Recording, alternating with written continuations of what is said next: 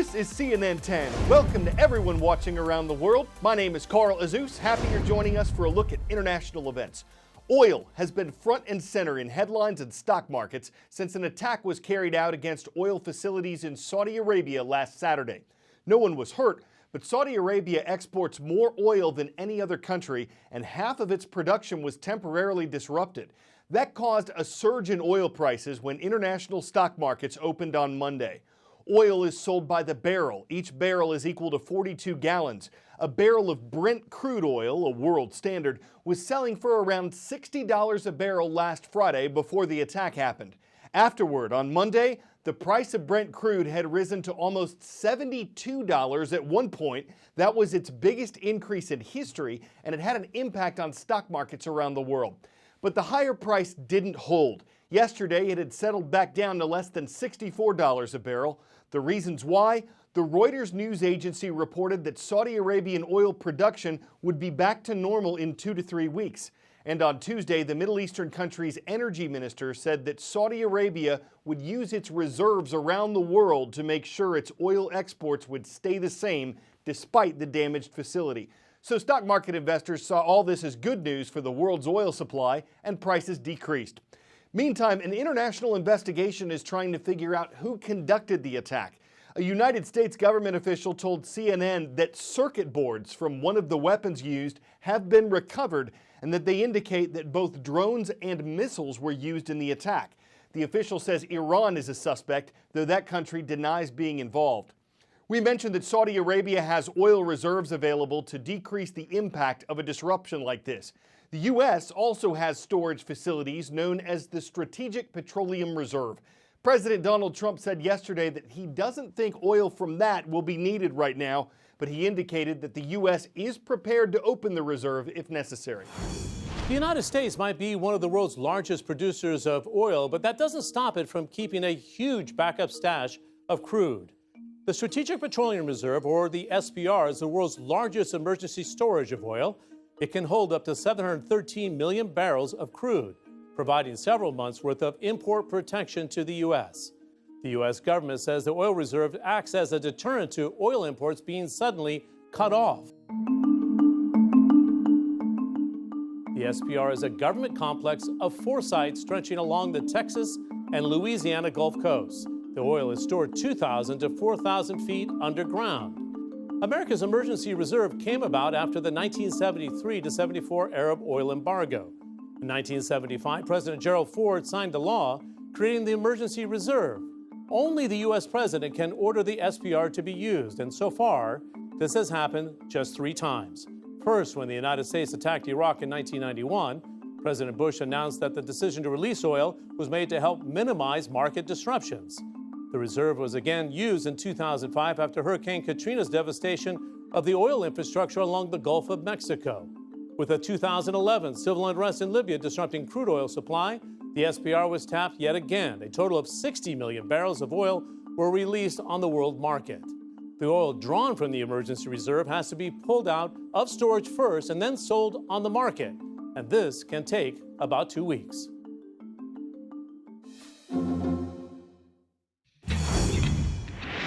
Ten-second trivia. When great white sharks are born, they are known as what?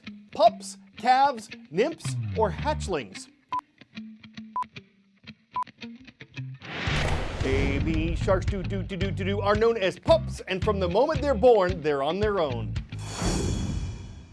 Despite the fact that they're probably the most well-known species of shark, there's not a lot known about their lives. Everything from their social behavior to their mating habits to where they give birth is a mystery. And scientists also don't know why they occasionally attack humans, whether it's because they mistake us for food, are just checking to see if we are, or if they're just hungry and there's not much else around to eat. What is known is that humans are sharks' biggest enemy. That's why researchers in today's Great Big Story are trying to study, monitor, and conserve these animals. If you're afraid of coming down and going and swimming in the ocean because of sharks, you should be terrified to make a piece of toast. 400 people died last year from defective toasters, whereas less than 10 did from sharks.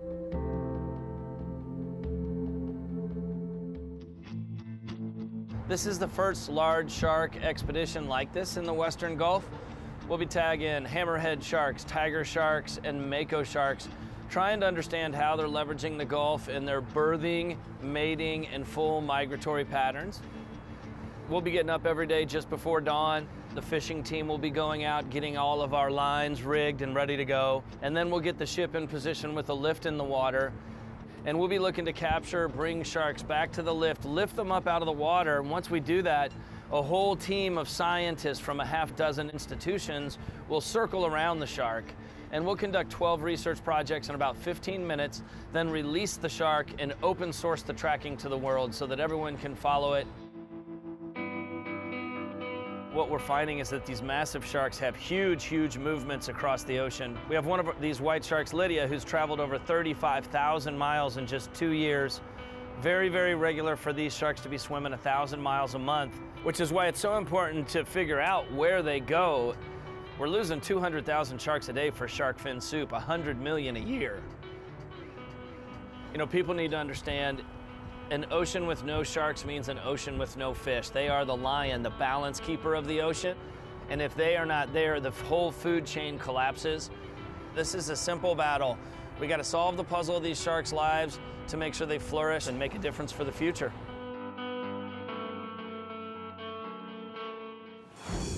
So while they're trying to learn about sharks, researchers at a German university are trying to learn about rats. It's been well documented that these animals can learn tricks like other pets. But can they learn to play games like hide and seek? Rewarding rats by tickling them whenever they hid from scientists or found them, researchers say the animals not only learn to play, they learn strategies like choosing to hide in opaque boxes instead of clear ones and staying quieter while they were hiding. Researchers also say the rats squealed whenever they won, so it's possible they understood what was happening.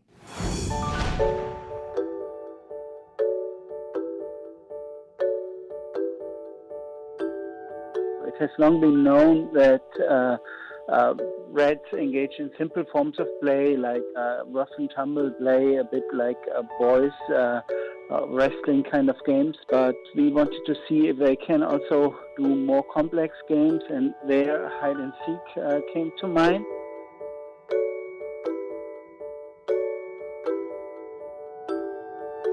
We would put it in the start box and close the start box and then remotely open it, and then the animals knew that it was their turn to seek.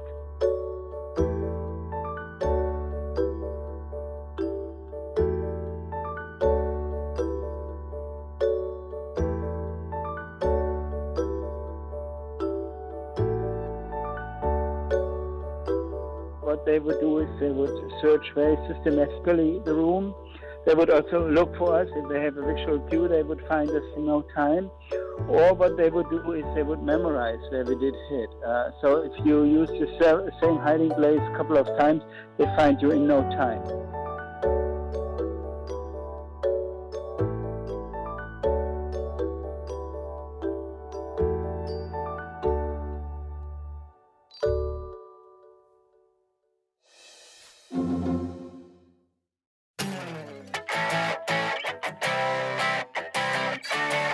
Before we bounce, we'd like to draw your CNN attention to an inflatable castle that would make the ultimate party rental for a super sweet 16.